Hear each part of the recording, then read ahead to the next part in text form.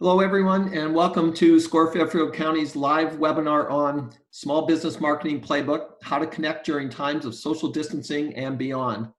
I'm Bob Hogan, the webinar coordinator today and a business mentor here at SCORE Fairfield County. I'm going to be your host, and our presenters are Suzanne Stillwell and Krista Maistrale. More on Suzanne and Krista in just a minute, but first some brief information on SCORE. Nationally, SCORE has over 11,000 volunteers across the country, and we're part of the Small Business Administration. Locally here in SCORE Fairfield County, we have over 130 volunteers with a wide range of industry, process, subject matter expertise. And we offer three primary value-added services to small business owners. First of all, we offer free one-on-one counseling, and you can have that by face-to-face, but in today's times, it's by video. And you can also have it by telephone or email. And you can access that by either clicking on the link that you see on the screen, or you can go to our website and click on the Request a Mentor link at fairfieldcounty.score.org. Our second primary value-added service is educational workshops and webinars. We offer over 150 of those throughout the year, and currently they're in webinar format only. And lastly, we offer extensive resources on our website, including access to a network of subject matter experts.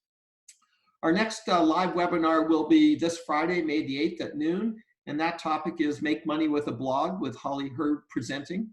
And again, you can find more specifics on that on our website, fairfieldcounty.score.org.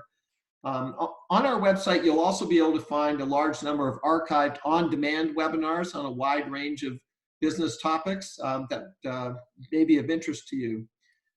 Just a few comments and information about today's webinar. We have set aside time for questions at the end of the presentation. If you have a question, please submit it through the chat feature, which is at the bottom of your screen. And you can do that at any time during the webinar, and Suzanne and Krista will answer those toward the end of our webinar today. We will end the webinar at 1 o'clock sharp to respect your time. The session is being recorded, and a link to the recording will be available on our website, fairfieldcounty.score.org, within the next couple of days. And you'll be able to see both the slides and listen to the audio as part of that recording. It's now my pleasure to introduce our speakers today. Suzanne Stillwell is a marketing leader with demonstrated capabilities in shaping strategy, developing new businesses, innovation, and top-line sales growth in Fortune 500 companies. She has gained over 20 years of highly successful marketing and direct sales experience in apparel and consumer products. Her past experience includes working as a senior marketing manager for Hanes Apparel and Sara Lee Corporation. And currently, she is managing director for Jade Marketing Solutions in Greenwich, Connecticut.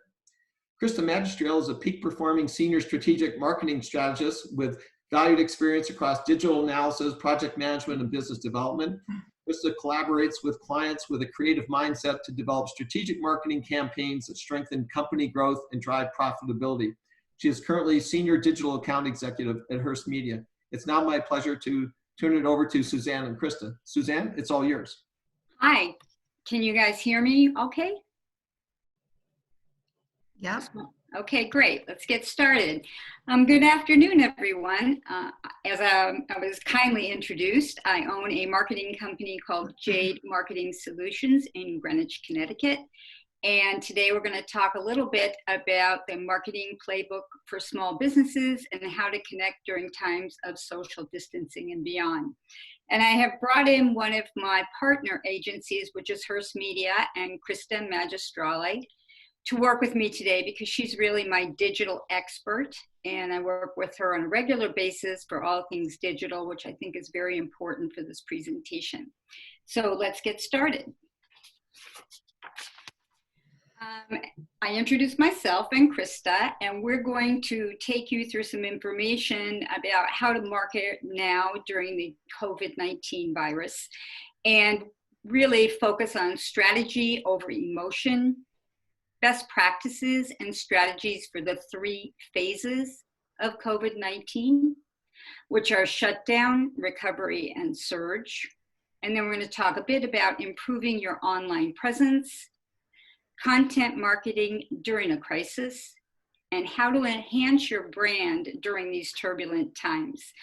And we will have plenty of time at the end, I think, for questions and answers, but as it was requested, please submit them through the chat so we can go over them at the end.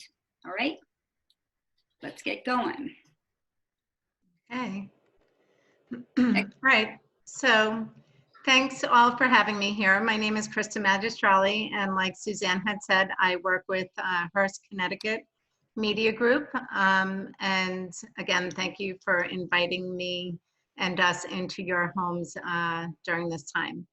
Okay, so the big picture. One of the things that we want to focus on, we really, this is a very scary time, right? It's something that is unprecedented. We've never experienced a pandemic in our lifetimes before. Not diminishing the fact that we are all stuck in our homes trying to conduct business in a different way. A lot of our clients right now have hit the pause button. It's scary. But what we have to remember is the big picture here. Now, I'm definitely not here to give you any type of financial advice, but I just wanted to bring up this graph. It does show, it's a graph of the Dow Industrial over, since 1985 and different major crises that have happened that have caused the market to take a very large drop.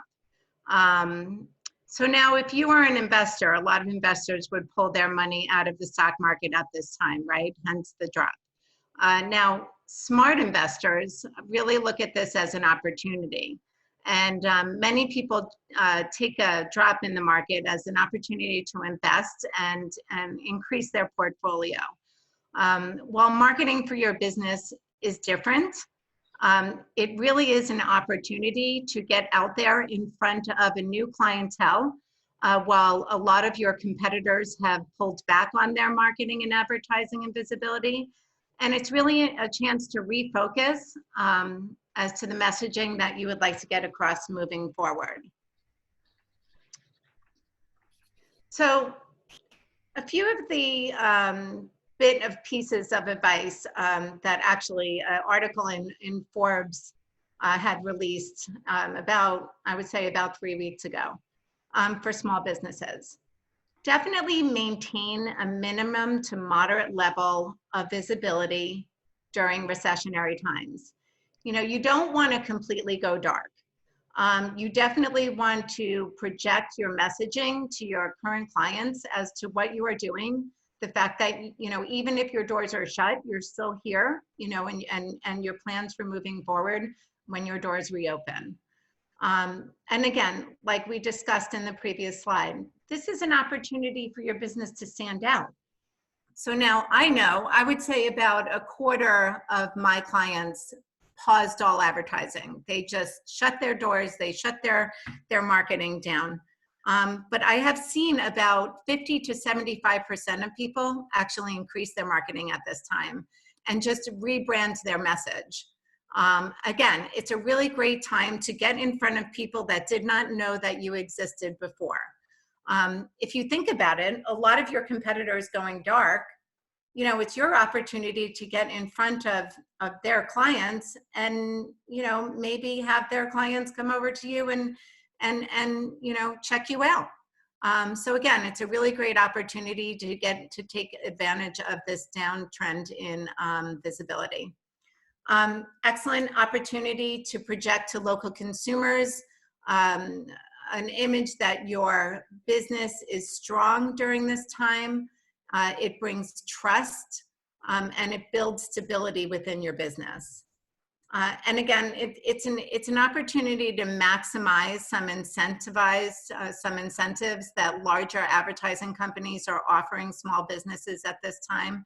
A lot of companies, such as the one I work for, can afford to stay open, and we are able to offer small businesses, being mindful of the fact that their revenue is down, incentives, to share or at least to get their messaging out there. Okay, so I'm sure that many of you all know the man on the lower right-hand corner. I think that he is one of the stars that have emerged from COVID-19. I know myself, I really looked forward to listening to hear what he had to say. I enjoy his delivery. I enjoy his transparency. And I enjoy his way that he just says it like it is. And he really goes out there and fights for his people or his state. And one of the things that he has said, actually in the April 20th conference, that stuck with me, and I actually use it for my own business. We control our destinies like never before. What we do today will determine what happens tomorrow. At a time that really none of us know what it's going to be like in the next normal. I don't want to say the new normal, because the new normal is, well, it's right now. What will the next normal be? Right? So at this time where we're all kind of sitting, maybe we're not as busy, it's an excellent time to really refocus, to learn from this time, see what is working, what doesn't work, and revamp our messaging to move forward. So it's an excellent time to really readjust. Okay, Suzanne? Okay, so what I do with my business primarily with many people is strategic planning. And as Krista has given us a little bit of background, I'm going to take you into now some of the planning ideas, and then we'll go more into those as we go through the presentation. And the presentation is going to be broken down into 3 pieces, which is planning for shutdown, which really is going on right now. As everybody knows, April and May of this year have taken over the shutdown phase, recovery, and then surge, which we're looking forward to in the later part of the summer. So during the shutdown phase, we would suggest to our clients that you adjust your message to change the consumer's needs at this time and informing customers about the changes in your business model. So let's say you're a restaurant and now you're having to do drop-off or door delivery services. You need to let your customers know you've changed your business model. Or you might be a gym and now you're offering online videos to do exercise classes rather than having people go into the gym because obviously it's closed. So again, here you've changed your message for your consumer to adapt to what's happening. Recovery, which we're looking forward to, and I think everybody thinks by the end of May, early June, we should be moving in that direction for June and July. Here's where you talk about your reinforcement to the community, how you're still here and you want to reach out to your customers or clients to assure them that you're still in business, that you're taking precautions. Let's say you might be a plumber and you have to do an emergency service to someone. Let them know that you're going to wear the gloves, you're going to wear the mask, you're going to be cautious when you go to their home. So you want to continue to talk to your customers and let them know that you are very cognizant of what's happening during this time frame, but you're there for them. And then we move into surge, and surge is what I'm sure we're looking forward to as a group. And that is when pent-up demand starts to come alive and people are going back into marketing their companies, getting back to their customers. Business starts to pick up because people are feeling more positive. And that's where we try to amplify that message that we are here, we are moving forward. We might not be exactly the way the business was prior, and I want to say early on in the year, but we are going to work together to keep everyone in business. And so the surge is going to be very important for all of the companies to be mindful of because it's going to be a big opportunity. So let's get started on the next slide, which is shutdown. I'm just going to introduce this one and then Krista will take over some of the details. Here's where I talked a little bit about adapting your products or services, thinking about what you're doing differently now that may carry forward, but particularly that you're letting your customers know you're mindful of how they're handling the situation at home, how you can help them. Aligning your message with current realities. Things are changing daily. As you know, some of the parks and the golfing courses are opening up a little bit this weekend.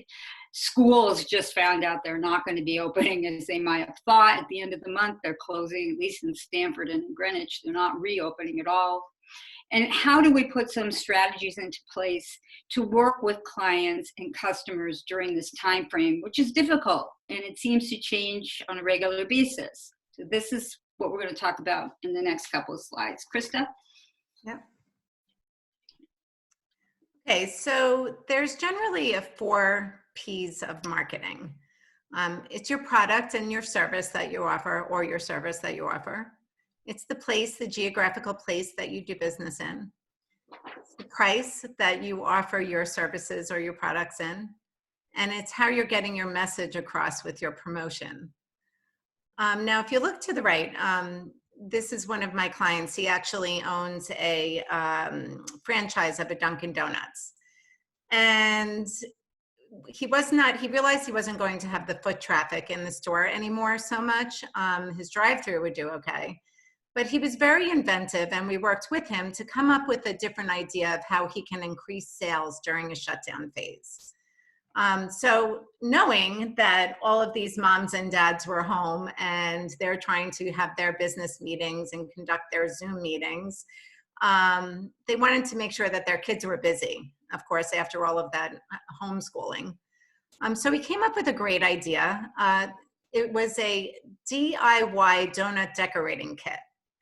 So he was able to project this out to the community across social media and through some small display ads digitally. And before you know it, the sales for this particular do-it-at-home decorating kit went through the roof. And he was really able to, to get a good revenue flow during this time from this product. From what I understand, the parents weren't too happy later in the day when the kids were bouncing off the wall from their sugar highs. But they ended up coming back the next day because it kept the kids busy for a good time. So again, it's just readjusting or thinking outside of the box about how we can offer services in a different manner. And of course, there's ways to get different messaging out there that can be very sensitive to the consumer during this time. Remember, we don't really want to come across as too salesy with our messaging right now, because it is a hard time for people. People are getting furloughed. People are losing their jobs. A lot of people are on unemployment. I don't have to tell all of you, the business owners' revenue is down for pretty much everyone across the board. But there is a way that you can adjust your messaging to a way that you are being sensitive to everyone's needs and really the statement of the nation right now, or the state of the nation right now. Here's just some examples of some of our advertisers and how they've readjusted their messaging. If you look on the lower left-hand side, this is an HVAC company that we do business with. And really, we reformatted their messaging about how people can be more comfortable in their home, with different climate controls and things like that. Over to the right, it's about, having school online. You don't have to put your degree on pause because of what's going on. I kind of like this one. I mean, furniture sales are way down right now, but we really readjusted this whole ad campaign to be more surrounding how you can have fun with your family at home, which is one of the benefits that we are seeing. Families are spending more time together. So, it's really talking about how to turn your home into more of a staycation, I guess. I mean, I would rather be on Cape Cod, but I guess that's their message. On the right here is an example of an email blast for a dermatologist that we work with. And it was sent out to a new demographic as well as their existing email list. But it's really a message about how they're handling appointments during this time using telemedicine, and really how they're helping their patients or potentially new patients during this time. So again, we can be, mindful of the situation that people are going through and the heightened level of anxiety, but still really promote your service or your product in a classy manner.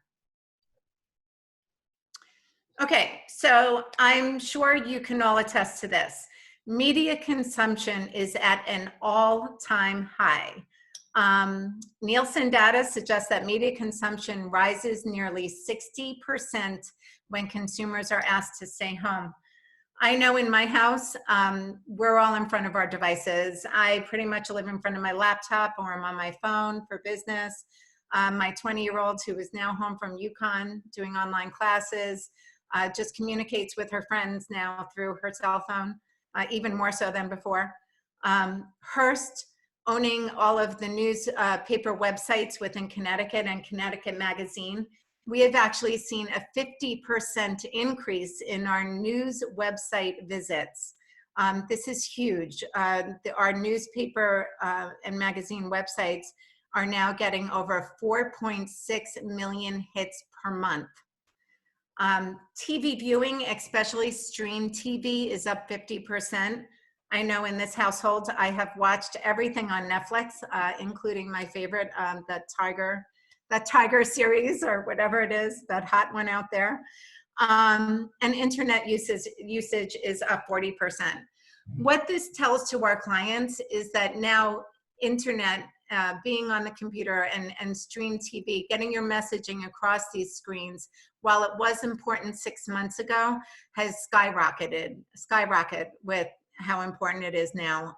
It is an excellent way to really get in front of a very targeted demographic audience that is just living on their devices. So what should we be doing now as business owners during the shutdown stage? What can we do to make sure that we are setting ourselves up for success in the months coming forward? Number one, like I said before, maintain some sort of engagement with your customers. Don't go completely dark. Email or social media is an excellent platform for us to use as business owners. Gather up your existing email list and just send out a newsletter to your clients, letting them know, that you are still here and how you're conducting business, or if you had to close your doors, what you will be doing moving forward, and how you will be conducting business. We are seeing a big trend in letting customers know your cleaning or how you will sanitize your workspace or make it safe for the consumer when you do reopen. Because that is a big thing that is very top of mind with the majority of residents in the area. Build your email lists. Okay, I know my husband owns his own business. I keep asking him for an email list so we can do a constant contact or something like that. He doesn't have a list. It's an excellent time to sit down, go through your files, gather those emails that you never had time to do before, and start creating an Excel sheet of the email list of people that you can reach out to. Give back to the community. This is something, it doesn't cost any money. It's an excellent way to donate your time and then talk about it. Talk about it on your website. Promote the fact that you're helping the community. Consumers want to do business with businesses that give back to the community. Donate a certain percentage of sales to the American Red Cross. If you're in the food service industry, offer up some meals to the healthcare providers. Again, there's a lot of different ideas, and we are always available to bounce ideas off of. And again, prepare to return to business when things get back up and running, which they will. They will get back up and running very slowly. So really, plan out your next year. Really look at, we think that August is going to be the time that things are going to be really back up and running, but who knows what's going to happen, come the fall. Are we going to be back in the same shutdown if the virus, gears up? So just be prepared. Let's just make sure that we are learning and we're focusing in on different tactics for the future.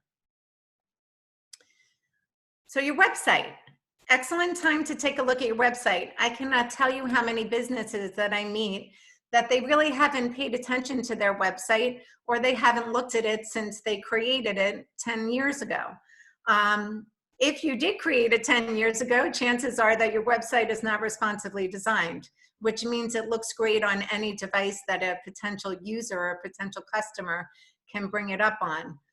So now may be a time to create that responsively designed site. You really want your website to work for you as a virtual storefront now more than ever. E-commerce, okay? So if your website is not set up to accept payments or to sell your product or services, even if you're a therapist and you don't have a product to sell, your product is your advice. So now what we can do is we can use your website and we can offer your advice as your product through telemedicine and things like that. But for your website, add on an e-commerce platform so that you can accept payment online. And this way it really can work for you as a virtual storefront. Search engine optimization and Google My Business page. I'm sure that all of you as business owners have gotten annoying robocalls from Google or another directory listing saying, your listing is not your directory listing is not claimed. Please go out, and you hang up.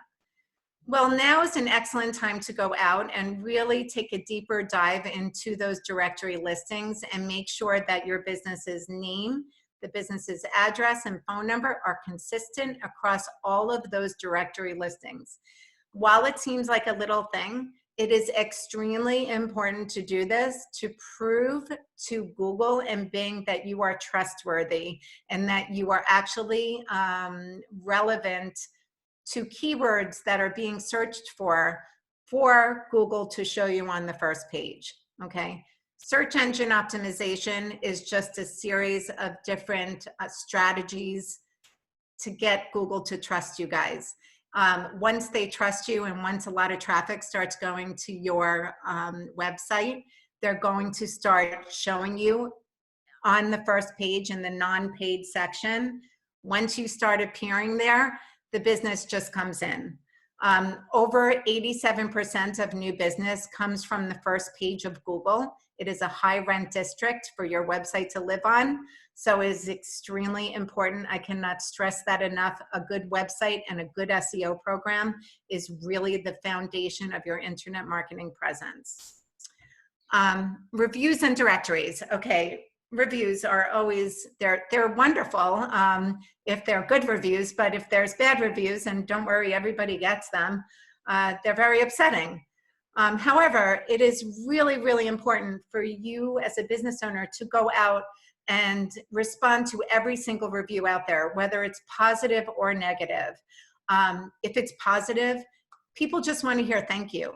Thank you for taking the time to review my business and leave me a positive review. If it's negative, respond to it in a politically correct manner. Go out there and say, you know, I'm really sorry that you had a negative experience. Let's make it right. Please contact me individually and we'll see if we can work out something. Just so you know, a potential client is 74% more likely to engage with your business if they see that you did respond to a negative review. So it is very important to respond to all positive and negative reviews. Social media, again, who has time as a business owner to address their social media? Now is a great time. Build out your Facebook, your LinkedIn page, build out your Instagram page. Start gathering some photos from your businesses and create a library. Usually we suggest having a library of about 110 photos so that you can use them and switch them in and out on your social media. You know, increase your followers. There's ways that you can engage new followers. And you really want to make sure that you are organically posting 2 to 3 times a week to keep your content fresh. And Google likes, you know, Google owns Facebook. So Google really likes when you, you know, you have that content. To fact check on that. Okay, so recovery. All right, now we're entering the different phase. At this stage, we really want to define your USP, your unique selling proposition. What makes you different than your competition? Everybody has something. What makes you stand out? Oftentimes, a business owner doesn't know what their unique selling proposition is, so we brainstorm and we have a conversation until we come up with what that proposition is. And then what we do is we take that proposition and we promote it. You know, people want to do business with somebody that can offer them a little bit more. and implementing an omni-channel marketing strategy. Omni-channel marketing strategy is just a fancy marketing term for using a lot of different platforms such as email marketing, search engine marketing, social media marketing, and real video marketing, and really just using a bunch of different strategies, how to continuously hit the potential customer along their decision-making process to make sure that we not only brand your business, but when someone has the intent to actually choose their provider, that we're using the right products to get in front of them as well. So what does it look like? Again, I talked a little bit about building an awareness. So building an awareness, and I'm sure that you all, obviously you all know Nike. They've done an excellent job at building their awareness. When you think of Nike, you just think of the swoosh. Nike does, if you notice in Nike's marketing, they never talk about the sneaker. You rarely hear a commercial about the sneaker. You always hear a commercial about the athlete. So, and that's a feel-good message. And even in their brand, just do it. I mean, just do it. Just get up and go to the gym. So again, building the proper brand and building the proper messaging and building that awareness. We use products like display advertising. Like if someone were to go to your website and then leave, we can follow them around with a little annoying display ad. Not annoying, but it sticks in their mind. We can write stories about you with, you know, I'm jumping down to number 4, but content marketing. We can actually write a story. It's a sponsored advertorial, but it's a full-on story about, you know, what separates yourself and what your unique selling proposition is, and really get in front of that consumer during their decision-making process. You can use search engine marketing. We already talked about SEO, getting found in the organic section of the search engine results page. SEM, which is pay-per-click advertising, or Google AdWords or Bing AdWords. We can create ads for you and really promote those ads to drive in phone calls. I mean, that is one of the product that, you know, when our clients say our phone is not ringing enough, you know, we increase the pay-per-click. Social media marketing. You can do this yourself. You can go into Facebook's ad manager and you can build out a series of ads, and you can even create an audience within that ad manager, and you can promote those ads in front of that particular audience. That audience can be very, very defined within social media, and it can be geographically targeted. You can even gather a pixel from that ad and place it on the header of your website so that you can see how much traffic is actually coming in from that particular ad. If you guys want to find out how to do this yourself, you can YouTube it. If you just YouTube social, you know, DIY social media advertising, there's a whole library of videos on YouTube that, you know, can tell you how to build out an ad campaign on social media. And again, content marketing.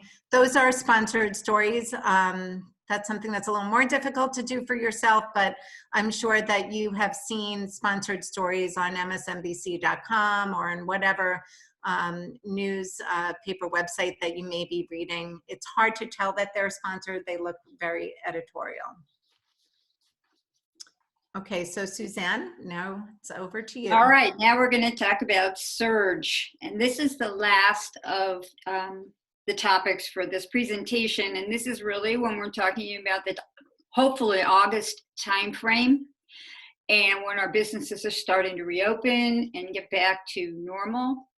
And what we're going to talk about is applying the learnings from the recovery stage to surge, or what we do going forward, and new marketing tactics to implement during the surge stage. And this is really, on the next slide, I'll go through these in just a second, but this is really a lot of analytics, things that I'm going to need you to reflect on your business or look back and see what was it like before, what is it now in the time frame we're dealing with shutdown, what is it going to look like going forward, and how do we plan for the future. So some of the questions I would suggest that you keep in mind are, what has the data taught us? So if you look back at your business and you see how many clients you had and what they bought on a regular basis or how they shopped on a regular basis, and kind of try to track what's changed and how radically has it changed, then we can start talking about what we will do for the future. Next question would be, what is the most profitable thing you used to sell or you sold before the shutdown? And what was the least most profitable? Because oftentimes when people come back, they're going to come back to the familiar. When they come to back to shop or to buy something, or they want to go back to your restaurant, they might go back for that thing they remembered. So we want to focus on that, because that's going to help us bring back money into the till and be more profitable going forward. Who is my ideal customer? And I talk to people a lot about this when we're doing analytics and we're trying to focus their messaging. You know, who do you really want to attract? We all take customers at some points in our life that we aren't really happy with or we don't make a lot of money on. And we might do that because we think we need to make money at that moment. But let's talk about who that customer is and that we want to attract going forward. Now's the perfect time to try and really hone in on that so that we can do what will be the best for our companies in the future. How has my customer changed? Are they concerned about what they're spending? Are they frightened to go into a hairdresser or a gym? And how can you communicate that it's safe and that you've taken precautions? How frequently will they come? You know, maybe it's going to change. Maybe they used to come to get their hair cut every 4 weeks, and now they're going to wait a little longer because they're a little bit more hesitant. So those things are things we want to think about and kind of plan for, so we understand the future a little better and feel more confidence. What products do they like? What products do they not like? This is great if you have to think about if you have an e-commerce site and you have some statistics. What were the things that sold most quickly? You know, maybe the margins weren't the highest, but they were profitable items. You did a lot of volume. So now's the time to look at those numbers and say, wow, I really should beef up my inventory, because if the surge comes, as we hope, people are going to go back to those products in a heavier load. So you're going to need more inventory. How do I scale? A lot of different ways to scale a business. Some of them are to bring in more salespeople. You know, there are a lot of people who are going to be out of work. Maybe they're going to be looking for sales opportunities. They might be high caliber people you could use. You might want to think about that. Some companies are going to close. So maybe you buy or negotiate with someone this business might not recover to take over their client list, to take a look at their product offering and see if you can duplicate things that they had sold that might be good for you to try and take over that market share. You can scale by partnering with another company. Maybe some of the things that you don't do particularly well, you know, that company is kind of faltered, and maybe you guys could partner and pick up what they do well, and you two to work together to do some marketing or some promoting that might bring you both more business. Who are your top competitors? Your competitors may have changed their message. A lot of people are going to be looking at their businesses pretty seriously right now. So what you thought they were advertising before, or the way they were structuring their promotions before, that may change.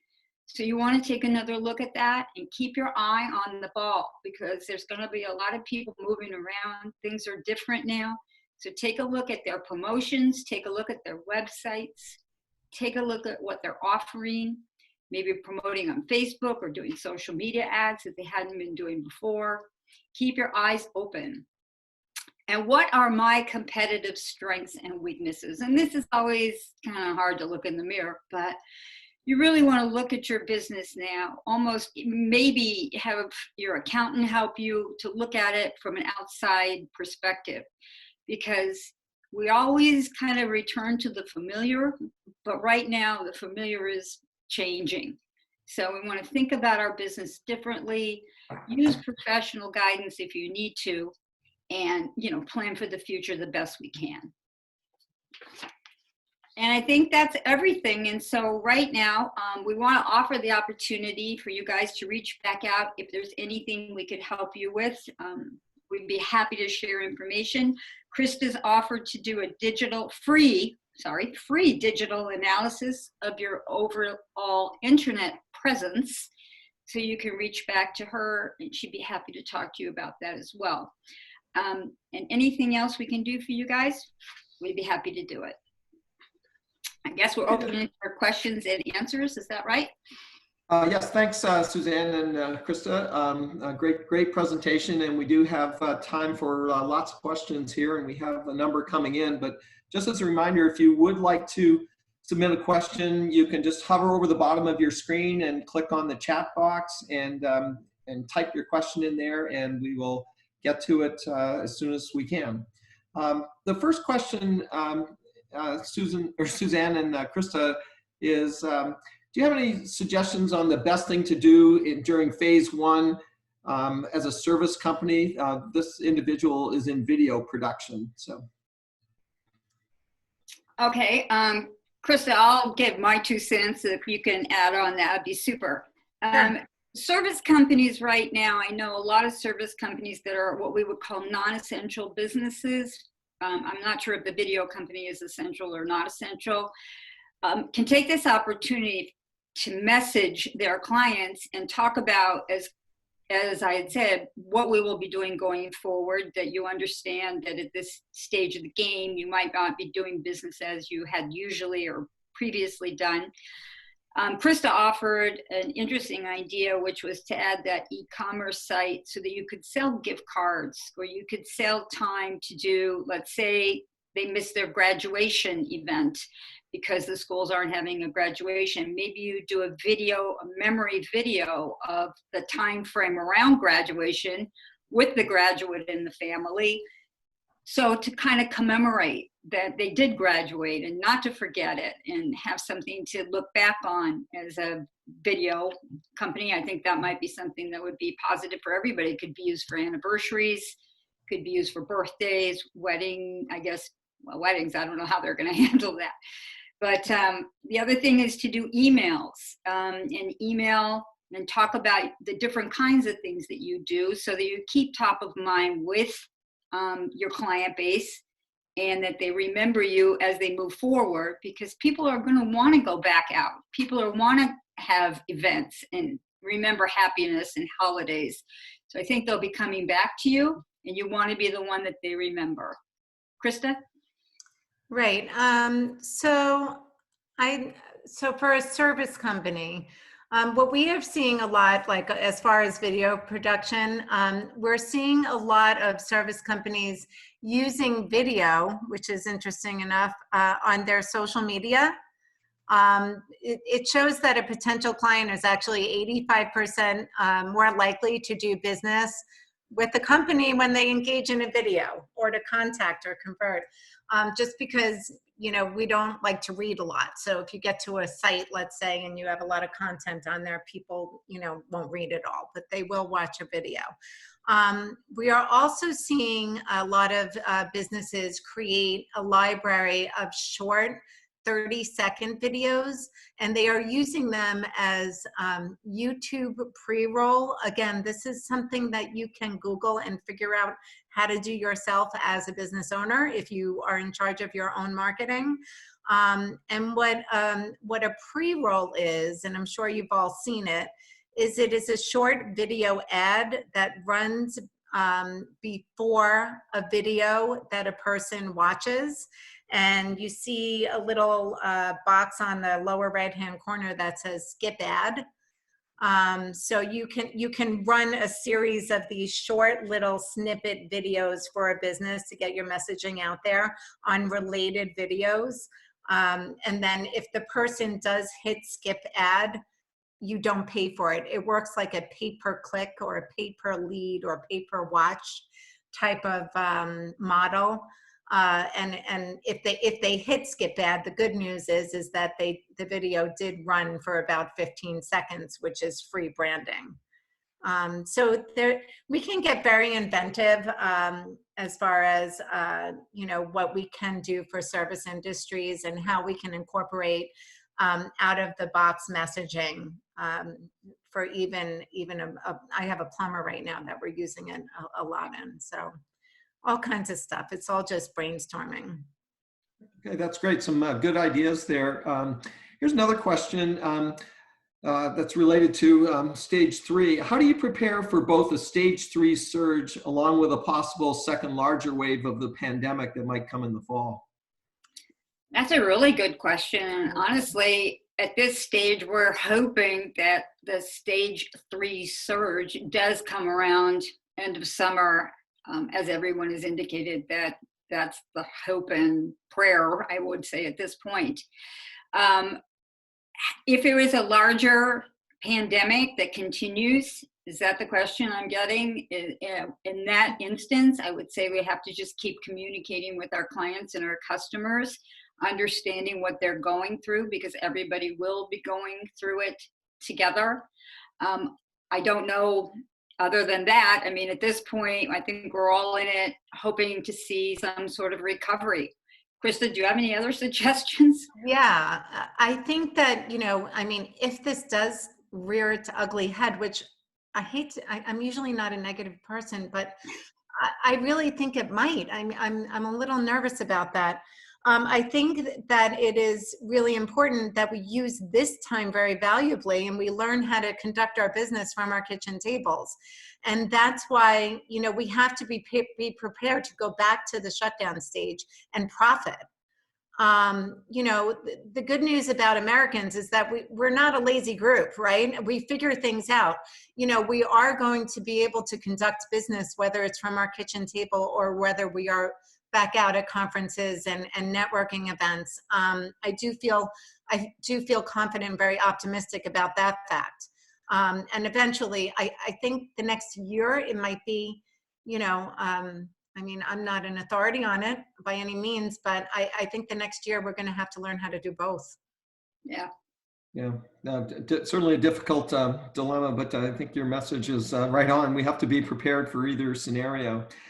Let's move on. There's another question here. Early on in your presentation, you talked about building your email list, and this individual would like to know, can you give any examples or recommendation for the free or inexpensive tools that can be used to build an email list? Sure. I have an idea. Suzanne, you want me to go first? No, go ahead. I'll follow up. Okay. So one of the ways that I have seen some of my clients build their email list is they gather their existing client lists and then they construct an email to those existing clients. And within that email, they offer some sort of incentive to those existing clients for a referral. Generally, they get back a 10%, return as far as people that are willing to, offer a referral to that particular business if they're happy with them. Obviously, you're not going to send out an email to someone who's not happy with you. But an incentive could be something like a percentage off of future business or a gift card to your products or services moving forward. So with that way, that is an organic way how to build that list. Suzanne, do you have any other ideas? I know that you have. Yeah, I would recommend that a lot of my building of lists is done through networking and events where you might participate in, let's say, a SCORE event where you meet other, SCORE members. Let's say if it's a physical event and you're able to connect with them and then, hopefully ask them if you can put them on your email list. I know that I do chamber events where I often get business cards and interact with people, and that's a good opportunity. And chambers often have lists on their websites, and you can look for like businesses and try and reach out to them through the internet. Same thing is for associations. If you're a home builder, you might belong to the Home Builder and Remodelers Association, where there is an entire directory of members, and you can reach out to them through their emails. Oftentimes, I would clarify with the people that you're hoping to reach out, I'm sending you this, I hope it's okay, that we interact, and that way they don't feel like you're spamming them. But I have had a lot of success with that, especially when I ask if it's okay if we communicate, and people will say, sure, you know, let's talk, or how do we chat? There are things like Alignable, which is another networking opportunity online where you can connect with people and have the opportunity to chat and see if you can use them for your email list. So it's kind of like networking on steroids, and now we're doing a lot of it digitally. But it really does get a lot of play, and you can build your list very quickly. Oh, that's great. Good suggestions there. Next question is from someone who is a fairly new business, and if as a new business, if they don't have a lot in motion before the pandemic started, do you have any suggestions for them? They have a website and limited social media presence, but they really didn't have a lot of traction before this all started. So, Yeah. suggestions around that. Yep. So it's a great time to really build up that website. I think he said he had a website. So it's an excellent time to engage in whatever efforts they can do as far as search engine optimization and making sure that they are proving to the search engine that they are real. How you can do this is making sure that the front end of your site, the stuff that the user actually sees, is set up for conversion. There are some tricks that we know that that entice a person who's viewing the website to make a phone call. You want to make sure that your phone number is on the upper right-hand side. You want to make sure that your social media links are right under your phone number. You want to make sure that you have a contact us form on every page of your website. So this way, somebody doesn't have to go to the contact us page to find a form fill. You want to make sure that there's some sort of video on the home page. We know that, you know, Google loves video because they know the high conversion rate if a viewer watches it. Behind the scenes is a little more difficult unless you know how to write code, or else you can outsource your search engine optimization to a company. Proving to the search engine or Google that you are relevant to keywords is not something that happens overnight. It takes anywhere from 3 weeks to 6 months to prove to the search engine that you're real and relevant. But once you start trending on the first page of Google, it's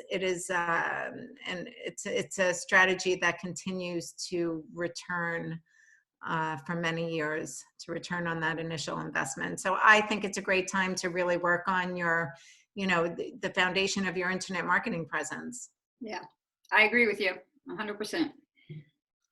Okay, great. Well, I'm going to switch gears. The next question is from someone who sells luxury products. So would you have any suggestions for marketing on an e-commerce store that sells high-end jewelry? Oh boy. Well, I had this question yesterday from someone else actually, and she was an interior designer and did primarily luxury homes. And right now, I'm going to be very honest, luxury as a terminology is getting a lot of not positive press. And I think that maybe using wording to try and talk about how you can make a product make you feel better, authenticity about yourself, and that you enjoy nice things and that you crave beauty, things of that nature, rather than using the terminology of luxury, because luxury right now, and to a lot of people, is out of reach. Mm-hmm. And so we want to try and use the right messaging so that people aren't put off, but they see the quality of what you've done or the exquisite designs that you sell. So I would really try and think of it as, how do we adjust the message to the ultimate consumer? You probably know who you want to reach, but we want to be careful with that language. I have a real life example. I work with a extremely high-end dermatologist, plastic surgeon out of New York City. He's on Lexington Avenue, and he has his own line of very, very high-end skin products.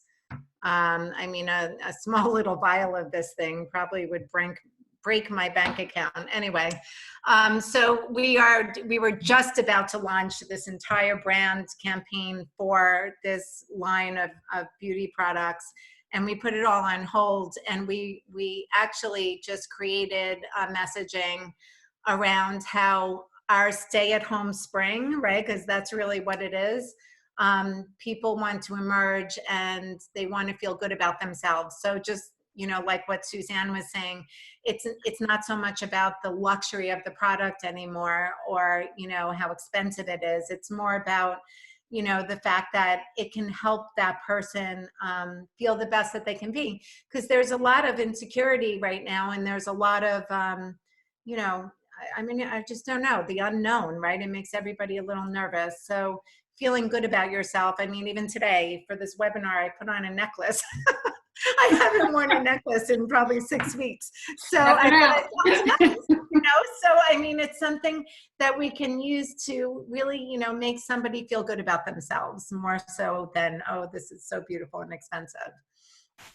Okay, that's great. More good ideas. Another question here. I think earlier in the presentation, one of you talked about a business pivot. And so the question is, do you have an example of a joint business pivot by two competitors? Well, I have an example of, I don't know if they're direct competitors. They do offer the same product, but they also have synergy. And Suzanne, I'm talking about our high-end garage remodeler. Yeah, that's a good one. And the car. Yep. Yeah, so there's a business down in Norwalk, and Suzanne, jump in if you need to, but they, he refurbishes antique cars and sells them, you know, for a ridiculous amount of money. And there's, I believe he does do the garage rehab as well, but then we have another client that does a garage rehab. And what they are doing is they are doing a joint marketing effort through a new demographic email blast, where they're targeting homeowners, you know, over a certain value that own Lamborghinis and all these crazy expensive cars. And, you know, we're able to pull up how many email addresses we have from Hearst that fit that demographic. And then what we did is we're doing a combined email effort. Yeah, So it's really about how that car owner would want to refab their garage to make the garage as fabulous as the car they have in it. right. So this company comes in and completely redoes the inside of the garage, tricks it out with shelving and televisions and new flooring. So it's really bringing those two high-end companies together to go after the audience that was probably the same audience. That's the whole point. So that's a good one. The other one I was thinking about was your tennis court and tennis fencing guy. There's another opportunity. Yes, where that's true. Krista works with someone that does, what do you call those? Tennis court rehabs? No, he's a tennis court contractor. He's been with me for 6 years.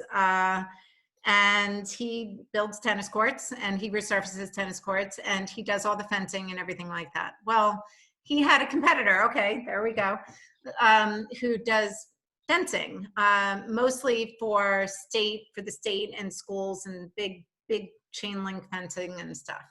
Anyway, they are doing a joint effort where Quick Link, the fence guy, can actually do a marketing push with him and his tennis courts.